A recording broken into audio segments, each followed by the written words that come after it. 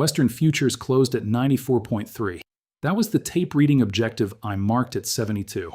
But I'm not here to run a victory lap, because what just happened on February 27th has nothing to do with where we closed and everything to do with what comes next. Today was first notice day for March COMEX silver contracts. At exactly the same time, the Shanghai Futures Exchange activated a rule change it announced earlier this month. Most Western creators aren't covering it. I'll get to what it means and why it matters more than the price level itself. That's what separates a thesis from a trade. Anyone can watch a number move. The discipline is understanding the structural mechanics underneath it. Let me explain what this work actually demands. It's not charting. It's not scanning headlines. Those are inputs. The output is behavioral, how you manage your psychology, maintain intellectual independence, and enforce discipline under conditions of extreme noise. When silver was sitting at 72, the comment sections were full of people calling for zero. Permabear sentiment was everywhere. The informed minority, the ones actually pulling COMEX vault reports, reading SHFE data, watching lease rate curves shift, they were accumulating. Now we've had a 31% YTD run into 94, and suddenly everyone's a silver analyst. Watch this pattern. A 5 to 10% move reshapes the entire sentiment landscape. It happens every single time, across every single market. That's not cynicism. That's documented behavioral finance. The crowd is almost always loudest at precisely the wrong moment. Don't become part of the noise. Build your own framework and trust it when it's uncomfortable. And I'll say this directly, don't follow me blindly either. Anyone who demands that kind of deference doesn't deserve it. Your thinking needs to be your own. Here's the historical record you need to understand. Silver just closed February in green.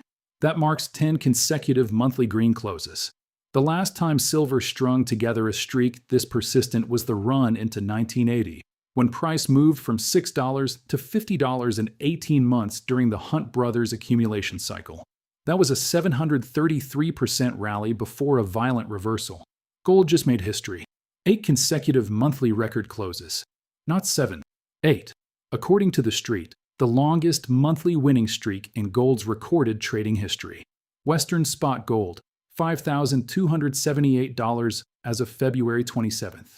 In the first 2 months of 2026, gold up 22%, silver up 31%. Now here's what the crowd is missing inside those YTD numbers.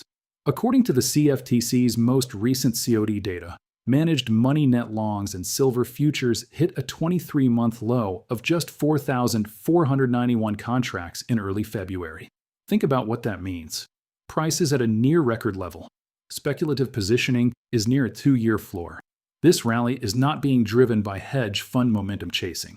It's being driven by physical demand. That's a very different engine, and a much more durable one. Here's what people keep misreading about the current setup. Oil, gold, and silver don't move in synchronized lockstep under normal market conditions.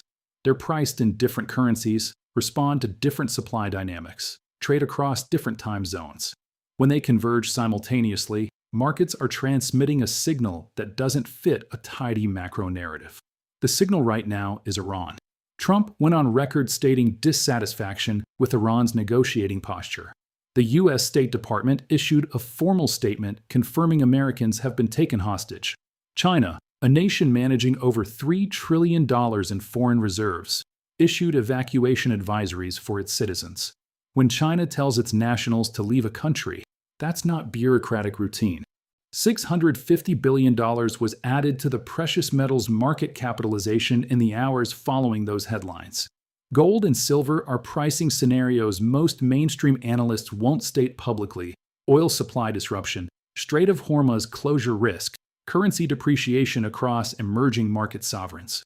This is not war-certain positioning. It's tail risk pricing. Markets price probability before certainty arrives. The positioning tells you exactly what institutional money is hedging against. The Shanghai premium on silver has exploded back to 16%. SHFE silver is trading above $105 per ounce, while COMEX sits near $91. That $14 plus spread is not arbitrage noise.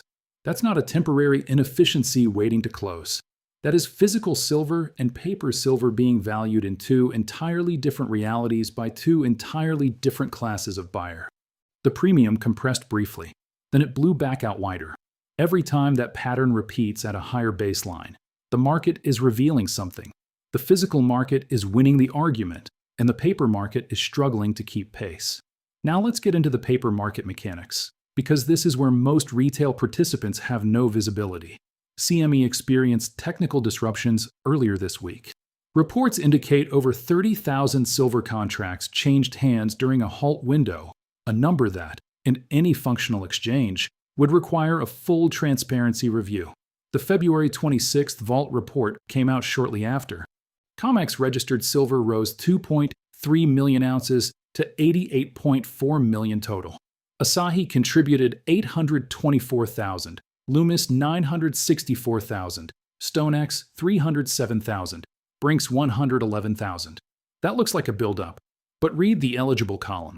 Eligible metal, the inventory that hasn't been warranted for delivery, fell 2.6 million ounces to 272 million.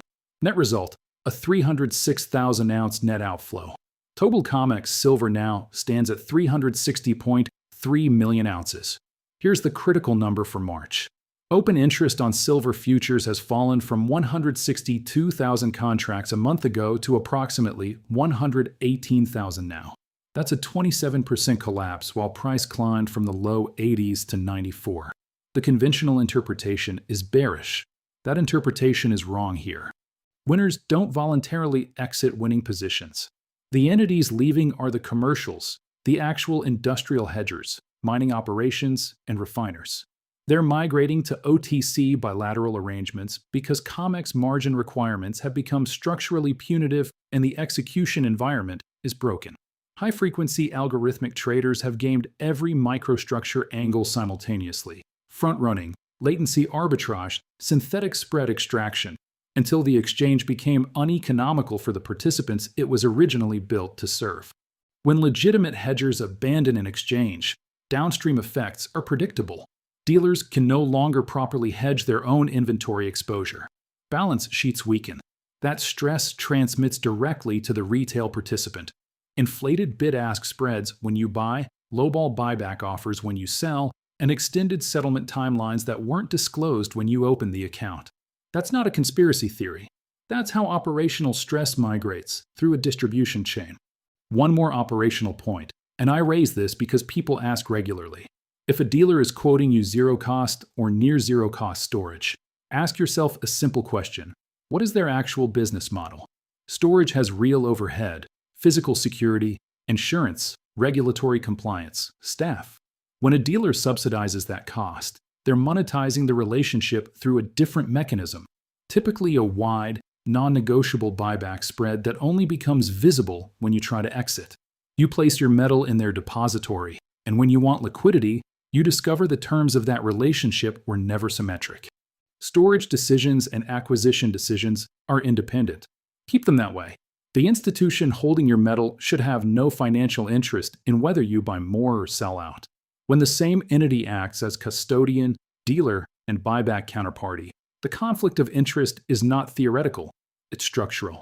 That structure always resolves in their favor, not yours. Silver lease rates in short tenors have moved to 6% to 7%, compared to an average of plus 0.04% in 2023 and negative 0.18% in 2024. That is a shift measured in thousands of percentage points. The cost of borrowing physical silver from a bullion bank has gone from near zero to deeply elevated in under 24 months. When lease rates spike at this velocity, while premiums widen and open interest simultaneously collapses, you're not watching market volatility. You're watching the paper confidence architecture drain. The certainty of delivery infrastructure is under structural pressure. Jesse Livermore's most quoted principle was that the large fortunes are made not in daily fluctuations, but in the sustained directional move. Multi-year supply deficits. The Silver Institute projects a 67 million ounce shortfall in 2026, the sixth consecutive year of annual deficit, combined with geopolitical fragmentation and systematic central bank accumulation. That's the composition of a major directional move. Most participants will miss it while waiting for a mainstream consensus that never forms until it's already over. By the time CNBC is telling you silver is a legitimate allocation, the positioning phase is complete. Independent thinking means you act on data-supported probability before consensus certification. You read the CIOT report before the retail audience knows what the acronym stands for. You pull SHFE warehouse data before Western financial media has translated the Chinese language announcement. And here's a data point that demands your attention. When managed money net longs and silver sit at a 23-month low while price is near all-time highs, speculation is not the driver. Physical demand, industrial offtake, fabrication, sovereign accumulation is what's moving price. That's structurally different from a speculative momentum trade, and it's structurally more resilient to a sentiment reversal. Going against the consensus is uncomfortable by design. That discomfort is the cost of entry. It's why most miss it. Here's the complete picture, compressed. Silver at 94 after 10 consecutive monthly green closes. Gold at 8 straight monthly records, the longest streak in history. Shanghai premium re-exploding to 16%, with COMEX registered inventory sitting below 90 million ounces. Open interest on silver futures down 27% while price advances. Lease rates at 6 to 7% in short tenors when the prior 2-year average was near zero. And two things the competitor channels aren't covering. First, the Shanghai Futures Exchange implemented a rule change effective February 27th. Hedging positions in the delivery month and the preceding month are automatically zeroed for non-approved participants. That is a direct constraint on paper silver supply and China's physical delivery infrastructure. Second, China's export licensing restrictions on silver, effective January 1st, 2026, limit approved exporters to 44 companies.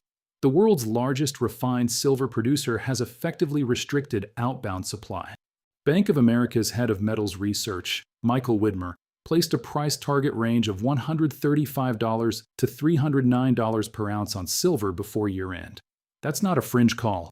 That's a Tier 1 institutional analyst on the public record. Decades of coordinated price suppression don't stabilize a market. They store energy in it. Every synthetic short, every emergency margin adjustment, every rule change designed to cap movement, it tightens the compression further. Compressed systems don't release gradually.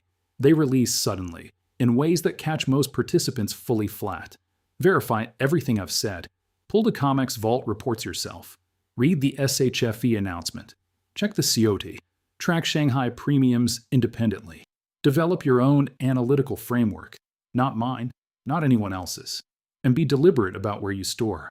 Conflict of interest structures are real, they are common, and they will surface at the worst possible moment. The ones who verify are already seeing what this is. Invest with logic, not hype. This content is for educational and informational purposes only. Nothing in this video constitutes financial advice. Precious metals markets are volatile. Always conduct your own due diligence before making any investment decisions.